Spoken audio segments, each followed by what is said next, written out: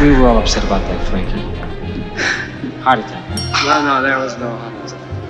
There's a problem with this theory, and it's a big one. The Rosatos aren't stupid enough to kill a Corleone capo regime without protection. You don't just murder one of Michael's top guys and hope he doesn't notice. You don't create that kind of power vacuum and expect to just walk into it without consequences. Unless you've got backing. Unless you've got someone powerful enough to protect you when Michael starts asking questions. Which brings us to Hyman Roth and his connection to the Rosatos. And finally, we get to the puppet master, Hyman Roth. On the surface, Roth is Michael's business partner, an old gangster, friend of Vito's, running casinos in Cuba and Florida. He seems like a mentor, a friend. But Hyman Roth is something much more dangerous than that. Hyman Roth is a strategist, and his strategy is always the same. Identify weakness in an organization, exploit it, and profit from the chaos. So how does Roth connect to the Rosato? Here's what we know from the film. When Pentangeli takes over after Clemenza's death, the Rosato brothers immediately start demanding territories. They want 3 regimes in the Bronx. Pentangeli refuses. The dispute escalates, and when Pentangeli goes to Michael for help, Michael does something strange. He tells Pentangeli to work with Roth, to make peace with the Rosatos through Roth's mediation. Why would Michael do that? Because Roth told him to. Roth's positioned himself as the peacemaker, the reasonable voice, the man who could smooth things over between Pentangeli and the Rosatos. But what Michael doesn't realize, what he can't realize until it's almost too late, is that Roth is the one who created the conflict in the first place. Think about it. The Rosatos served under Clemenza for 25 years without issue. Then Clemenza dies, conveniently, suddenly, and immediately they start making demands? That's not organic, that's coordinated. That's someone telling them, now is your moment, push, demand what you're owed, cause chaos. And who benefits from chaos in the Corleone ranks? Hyman Roth. The chessboard is set. So this is the world we're dealing with in 1958. Michael's in Nevada, running casinos and trying to go legitimate. Clemenza's in the Bronx holding down the old territories. The Rosato brothers are ambitious, resentful, and waiting for an opportunity. Willi Cicci is watching everything, and Hyman Roth is moving pieces on a chessboard that none of them can see. And then Clemenza dies. Heart attack, they say. Natural causes. Just an old man who ate too much, drank too much, and lived too hard. But in the Godfather universe, nothing is ever that simple. Every death serves a purpose. Every funeral is somebody's opportunity. And every heart attack might just be murder wearing a respectable mask. So the question isn't just who killed Clemenza. The question is, who needed him dead? And we're about to find out. Hey, and by the way, do me a favor. Take a look at the like and subscribe button. Don't be a gavone. Hit them once and comment inner circle. Let's hit 10,000 likes. Loyalty like that does not go unnoticed. Come on, before I gotta make some phone calls. That's a Sicilian message. Theory 2. Hyman Roth. Now we're getting into the deep strategy, the long game, the kind of thinking that doesn't just take out one man, it destabilizes an entire organization. Hyman Roth doesn't do anything directly. He's too smart for that. He doesn't pull triggers. He doesn't strangle anyone in a car. What Roth does is create situations. He identifies weakness, he exploits it, and profits from the chaos that follows. So let's think like Roth for a minute. It's 1958, you're partners with Michael Corleone on the surface. You're working together on casinos in Cuba, hotel deals in Florida, all very legitimate. But you haven't forgotten that Michael Corleone killed your friend Mo Green. You haven't forgotten that Michael is consolidating power, absorbing territories, becoming too strong. You want to weaken him, but you can't do it directly. Michael's too protected, too paranoid, he's too smart. So how do you hurt him? You attack his organization from the inside. You create civil war. And to do that, you need the right pieces in place. You need ambitious men who feel undervalued. You need old promises and new resentments. You need someone to die at just the right moment to create the maximum amount of chaos. Strike at a pillar to weaken the entire structure. Aim for a domino effect. Enter Clemenza. Clemenza is old guard. He's Vito's generation. He's got institutional knowledge, relationships, loyalty that goes back 30 years. He's also in New York while Michael is in Nevada, which means he's got independence, autonomy, power that Michael can't directly control. From Roth's perspective, Clemenza is both a problem and an opportunity. He's a problem because he's competent and loyal. Men like that hold organizations together. But he's an opportunity because he's replaceable, and whoever replaces him might be easier to manipulate. So here's how it could work. Roth approaches the Rosato brothers, maybe through intermediaries, maybe through quiet conversations at social clubs, maybe through mutual friends. He learns about their frustration, their ambition, their resentment, and he makes them a proposal. Clemenza's old. He's not going to last forever, but when he dies, Pentangeli's going to try to take over. And Pentangeli? He's never going to give you what you deserve. But if something were to happen to Clemenza now, while I'm in a position to help you, well, I could make sure you get those territories. I could make sure Michael approves it. I could protect you. The Rosatos don't have to do the actual killing. Roth's got people for that. Maybe it's poison in Clemenza's food, maybe it's something that triggers a genuine cardiac event. Maybe Clemenza really does just have a heart attack and Roth simply takes advantage of timing. Either way, Clemenza dies, Pentangeli takes over. The Rosatos immediately start demanding their territories. Pentangeli refuses. The conflict escalates. And who does Michael turn to for help resolving the dispute? Hyman Roth, the peacemaker, the mediator, the man who can talk sense into everyone. Except Roth doesn't want peace, he wants war. Because while the Corleones are fighting amongst themselves, while Pentangeli is worrying about the Rosatos, while the Rosatos are pushing for territories, while the soldiers are choosing their sides, they're not paying attention to what Roth is really doing. And what Roth is really doing is setting up the hit on Michael in his bedroom. He's positioning himself to take over Cuba. He's turning Michael's own people into weapons against him. The Rosato brothers aren't Roth's partners, they're his tools. And Clemenza's death, that's just the first move in a game that will eventually include assassination attempts, Senate hearings, and bodies piling up from New York to Havana. This theory fits everything we know about Roth's methods. It explains the timing. It explains why the Rosatos felt confident enough to make demands immediately after Clemenza's death. It explains why Roth is so involved in trying to mediate the dispute. But there's one more possibility. Welcome to the inner circle, the private side of the culture mafia, the part we keep off the channel. You see, for as far back as we can remember, we always wanted to build a private members club where we go much deeper than anywhere else. So we put everything in one place. Let me tell you what's waiting inside. You'll get the videos we'll never put on the channel, the ones too controversial to make public, the breakdowns and analysis we can't touch out in the open, the ones that go further than YouTube would ever allow, the stuff we make only for the people in here. This is the content that doesn't exist anywhere else. No public link, no re-upload, no way to see it from the outside. You're either in the room or you're not. It's a place where like-minded, high-caliber people can come together to connect, learn, discuss, and debate. And you get direct access to us. Not a comment lost in a sea of thousands, a real line to the people behind it all.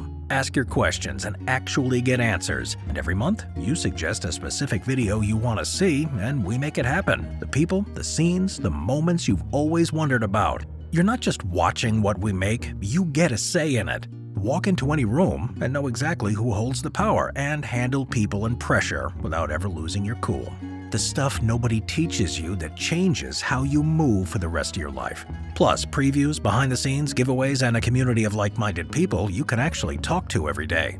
Now, here's an offer you can't refuse. You lock your spot in now, you keep it. So, secure your place on The Commission while the door's still open. Welcome to the family. Salud. If you've only watched the films, the Rosato brothers appear out of nowhere in Part 2. Tony and Carmine Rosato, two capos working under Clemenza, who suddenly want their own territories. Pentangeli calls them disrespectful, ambitious, and dangerous, but he never tells you where they came from, and that's the key to understanding everything. Because the Rosato brothers aren't new, they're survivors, and their story starts 25 years earlier, in 1933, during what's known as the Olive Oil War. In the family Corleone novel, which serves as a prequel to the first film, we meet Tony and Carmine Rosato as young men working for Giuseppe Mariposa, who at the time was the most powerful crime boss in New York. Mariposa called himself Capo di tutti capi, boss of all bosses. He had connections to Al Capone in Chicago. He controlled the unions, gambling, and bootlegging operations across the city. And his crew? His crew was stacked. Emilio Barzini, yeah, that Barzini, was his right-hand man. The Rosato brothers were his capos. So was Frankie Pentangeli, who we'll talk about later. Tommasino Cinquemani, all the heavy hitters who would go on to become dons and underbosses in their own right, were working for Giuseppe Mariposa in 1933. Tony Rosato is described in the novel as smart and a man of few words, which in the Mafia means he thought before he acted. Rare quality.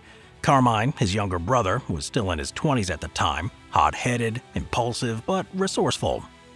But what makes the Rosatos interesting was that they witnessed the rise of the Corleone family and the fall of the previous boss of bosses, Giuseppe Mariposa, during the Olive Oil War. The Olive Oil War was Vito Corleone's chess match with Mariposa over control of the olive oil importation business, which was really just code for control of bootlegging business in New York during Prohibition. Mariposa was brutal, paranoid, and arrogant. He had the manpower, the connections, the political protection. On paper, Vito shouldn't have stood a chance. But Vito, a student of the art of war, didn't just fight with soldiers. He fought with strategy. He turned Mariposa's own men against him. He exploited the fact that Mariposa was a terrible boss, the kind of boss who didn't inspire loyalty, only fear. And fear, as Michael would later learn, is never enough. Because 25 years later, Carmine Rosato will try to garrote Frankie Pentangeli at a fake peace meeting. So somewhere between 1933 and 1958, that sense of honor died. Or maybe it was never real. Maybe it was just resentment wearing a mask. The absorption. When Vito Corleone finally wins the Olive Oil War, Mariposa is garroted to death in his Brooklyn restaurant by Tessio. There's a question. What do you do with all of Mariposa's men? You can't kill them all. Too much blood, too much attention. So Vito does something brilliant. He absorbs them. The Barzini brothers form their own family under Emilio. Tommasino Cinquemani gets his own crew. And the Rosato brothers, they go to work for Clemenza. They become part of the Corleone organization. But here's the detail that changes everything, and it comes straight from the novel. During the Olive Oil War, when Clemenza and Tessio are hitting Mariposa's operations, Vito gives them a specific order. He says, and this is a direct reference from the text, "When we win this war, we'll need them." He's talking about the Rosato brothers and the Barzini brothers. He tells his men not to kill them. And 25 years later, those same men will try to destroy the family from within. 25 years under Clemenza. From 1933 to 1958, the Rosato brothers served under Peter Clemenza in the Bronx. 25 years. That's a long time in that world. They run gambling operations, loan sharking, and protection rackets. They're good at what they do. By the late 1950s, they're experienced capos in their own right, running crews, earning money for the family. But they're still taking orders from Clemenza. He's from the old generation, the guys who started with nothing and built an empire. To the Rosatos, Clemenza probably represents everything they resent. He's got Vito's ear, Michael's trust, he gets the respect, the territories, the money. And what do the Rosatos have? Middle management positions in someone else's empire. Now there's one more detail from the novel that's important here. At St. Francis Church, during a meeting between Vito and Mariposa's former capos, Vito notices something. The text says, "Carmine squeezed my hand a little too warmly for one of Giuseppe's men." Vito picks up on this. Even in 1933, when Carmine is still young and supposedly loyal, Vito senses something off. That squeeze is too friendly, too eager. It's the handshake of a man who wants something. And Vito, being Vito, files that information away. He doesn't trust Carmine Rosato, not fully, not ever. But he keeps him around anyway, because in this world, you keep your friends close and your enemies closer. And the Rosatos, they were always somewhere in between. Clemenza promised the Rosato brothers 3 territories in the Bronx after he died. You took over, and you didn't give it to them. Clemenza promised them nothing. He hated those son of a bitches more than I did. Now, in the scene in the film, we don't see any of this, but in the script is where we have a few more clues that can tie this together. Let's break down what Pentangeli is actually saying here. First, Clemenza made a promise to the Rosato brothers, 3 territories in the Bronx after he died. That last part is crucial. After he died, not when he retires, not when he steps down, after he died. Now that sounds rather odd, don't you think? Why would someone promise his own territory after he dies? Doesn't that cause some, potential interest in having him dead? Second claim from Pentangeli, he took over instead. The Rosatos didn't get what they were promised, and now they're coming after him because of it. But here's what Pentangeli doesn't tell us: how Clemenza died, when exactly it happened, who was there when it happened, whether there was an investigation, whether Michael asked any questions. Nothing, just Clemenza's dead, something doesn't add up, and the Rosato brothers are breathing down my neck. For a family that investigates everything, that tracks every slight, every betrayal, every broken promise, the complete absence of information about Clemenza's death is loud. It's a silence that screams something's wrong. The most obvious suspects are the men with the most obvious motive, Tony and Carmine Rosato. Think about it from their perspective. They've been working for Clemenza since 1933, 25 years of taking orders, running operations, earning money for the family. 25 years of watching Clemenza sit at the table with Vito, with Michael, with Tom Hagen. But they're never equals. They're never at the table. They're always just outside the door, waiting for instructions. And at some point, maybe after one too many nights watching Clemenza eat himself sick while they do the actual work, maybe after seeing younger guys get promoted over them, maybe just after 25 years of swallowing their pride, they decide they've earned more. According to them, Clemenza promises them 3 territories in the Bronx after he died. That's a significant gift. 3 territories means 3 crews, independent operations, real authority. It meant they'd finally be more than just Clemenza's soldiers. But here's the question: did Clemenza actually make that promise, or did the Rosatos just claim he did after he was conveniently dead and couldn't contradict them?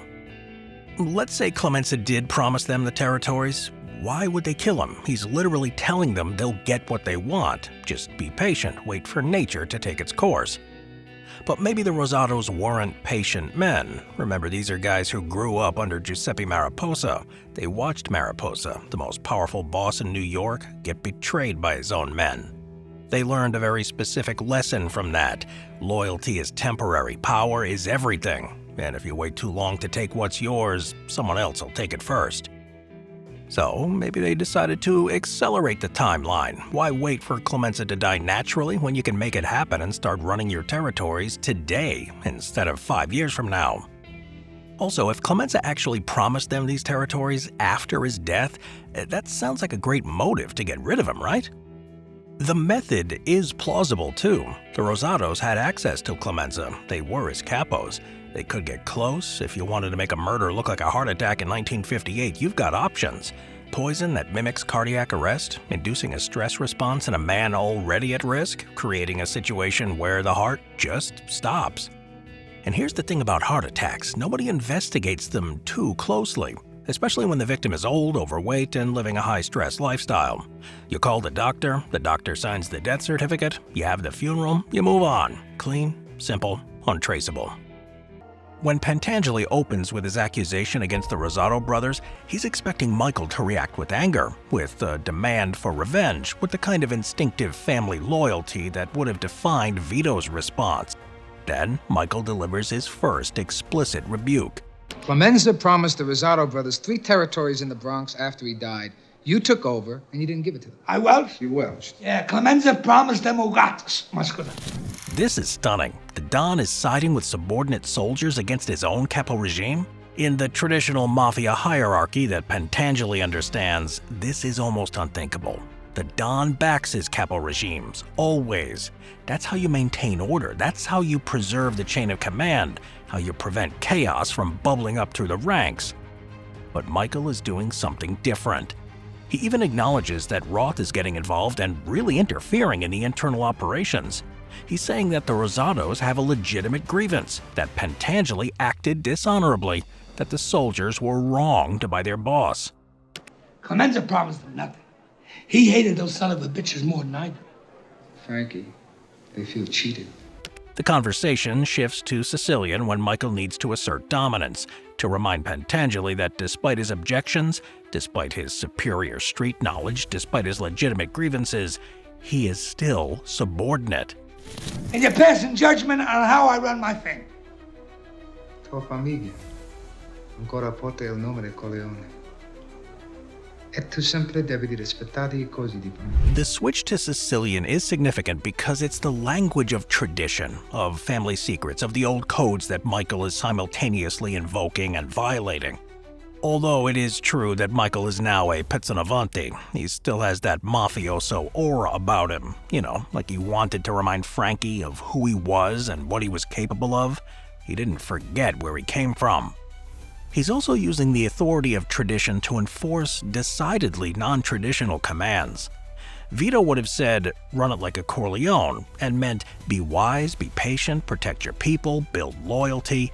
Michael says, run it like a Corleone, and means obey me without question, even when my orders make no sense, even when they endanger you, even when they violate everything the Corleone name used to stand for. Pentangeli's response in Sicilian is the most honest moment in the entire scene. Abbonirmi, non mangio qua, non mangio Las Vegas, e non mangio Miami, con Hyman Roth. This is a direct accusation of betrayal. Pentangeli is saying, I'm doing the work, managing the territories, keeping the soldiers employed and maintaining the operations that fund this entire empire. And while I'm doing that, you're in Miami making deals with Hyman Roth that undermine my authority, strengthen my enemies, and put me in danger. He's calling Michael a traitor, using the language of family honor to make the accusation as serious as possible. And Michael doesn't deny it. Oh, man. I like you. You were loyal to my father for years. Every word of that sentence is designed to diminish Pentangeli while warning him to back down. Good old man positions Pentangeli as harmless, elderly, past his prime. Loyal to my father emphasizes that despite his order and the way he treats Frankie, he still acknowledges and respects his years of service to his family. He doesn't discredit any of Pentangeli's redeeming qualities. It's a warning wrapped in civility, and Pentangeli understands it well enough to pivot immediately to a less direct complaint. They're taking hostages. And Mike, they spit right in my face. All because they're backed up by that Jew in Miami. I know. This is where the logic becomes deliberately insane, where Michael's strategies require Pentangeli to accept terms that no reasonable person would accept. That's why I don't want him touched. You don't want him touched. No. I want you to be fair with him. You want me to be fair with him? How can he be fair to animals? Pentangeli lays out the situation. It's a straightforward request. Pentangeli is a capo regime. The Rosatos are subordinates in his regime who are in open rebellion. He needs the Don to back him up, to tell the Rosatos to fall in line, to give him the authority to handle the situation. This is Mafia 101. The Don supports his capo regimes. That's how the hierarchy works. That's how you maintain order. And Michael says, I want to earn my family without you on my back. And I want those Rosato brothers dead. No. More. They're actively working to destabilize Michael's organization. They're taking hostages and making threats. And Michael's response is, be fair with them, accommodate them, give them what they're demanding. To Pentangeli, this makes no sense. You don't reward enemies. You don't negotiate with people who are actively at war with you. Now I have business that's important with Hyman Roth. I don't want it disturbed. And you give your loyalty to a Jew before your own blood. Frankie, you know my father did business with Hyman Roth. He respected him. Your father did business with Hyman Roth. Your father respected Hyman Roth. But your father never trusted Hyman Roth or his Sicilian messenger boy, Johnny Hold Up. But Michael is operating on a level that Pentangeli can't see. Michael needs Roth to believe that their relationship is still solid, that Michael is willing to sacrifice his own people to keep Roth happy, that Michael is weak enough to be manipulated. Pentangeli is the price of that deception. His humiliation, his loss of authority, possibly his life, all of it is acceptable collateral damage in Michael's larger game with Roth. Ciccio, a porta.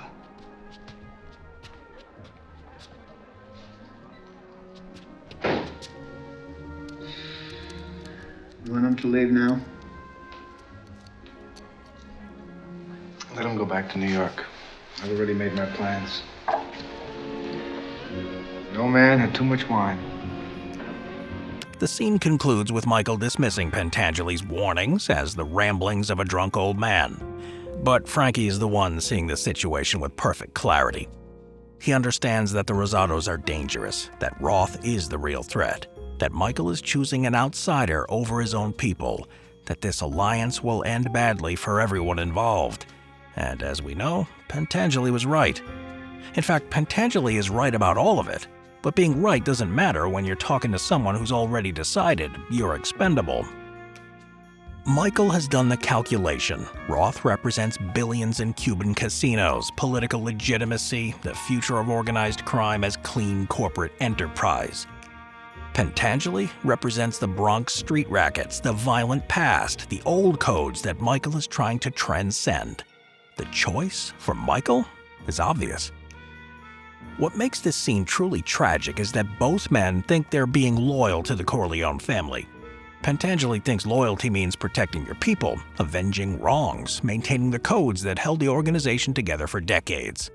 Michael's strategy requires Pentangeli to be either humiliated into submission or eliminated entirely. Either outcome serves Michael's purpose. Pentangeli's preferences, his safety, his dignity, none of it factors into Michael's calculations. And that realization will later drive Pentangeli to do one thing Michael never anticipated: testify before the Senate and try to destroy the Corleone family completely. Because if this is what the family's become, if this is what loyalty now means, then Pentangeli would rather burn it all down than continue serving a Don who values him less than a business deal with the man who tried to kill him.